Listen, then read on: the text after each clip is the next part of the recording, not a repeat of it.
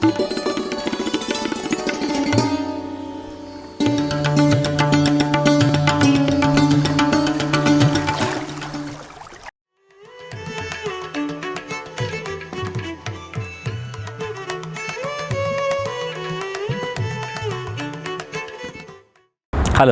and welcome to the 8th episode in our series on multiple sclerosis. In the recent episodes, we understood about the mental health issues faced by patients with MS, what are the diagnostic and therapeutic modalities employed by the doctor. In this episode, we'll focus on the psychosocial care of patients with MS. Come, let us meet our expert.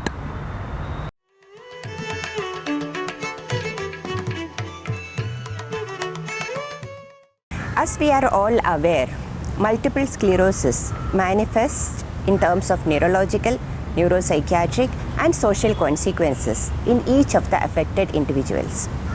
As we are further aware, all of us, each one of us, are deeply intertwined in the social fabric in our lives, whether it is our own immediate circle in terms of family, friends or even colleagues at the workplace and different other social situations.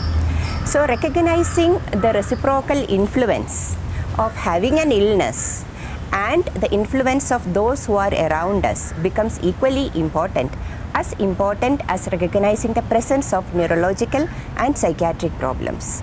So psychosocial care becomes an important dimension in quality of life in MS.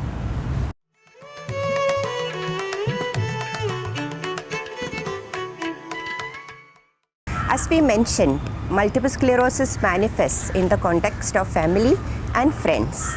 So studies have shown that caregiver burden and the distress is quite high in the context of multiple sclerosis, and this results in reduced quality of life often. So as we can imagine, since the care happens in the context of family in our social scenario, India being a collectivistic society, so the impact of caregiving, that in itself creates a lot of difficulties, and the families have a lot of needs of information, role functioning difficulties, and also ensuring that the financial management of the care happens on time.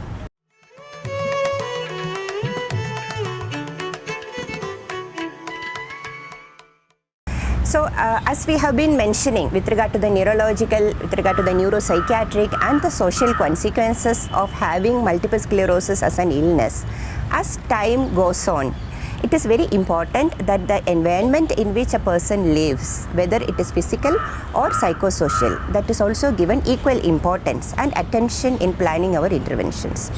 As simple as being ready to use physical aids and appliances as applicable to make the person a little more independent in their activities of daily living, and also ensuring that psychosocial environment itself makes accommodating and make sure that the people are able to be as functional as possible within the constraints of their difficulties becomes very important in terms of environment when we are looking at.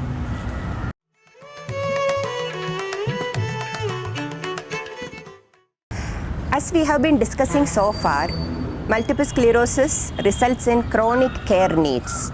Long-term care becomes very important. So as time goes forward, and possibly there is a progression of difficulties that the patient is facing, the person is facing, there could be potential needs that arise, and we would like to say that do not hesitate to seek help as needed.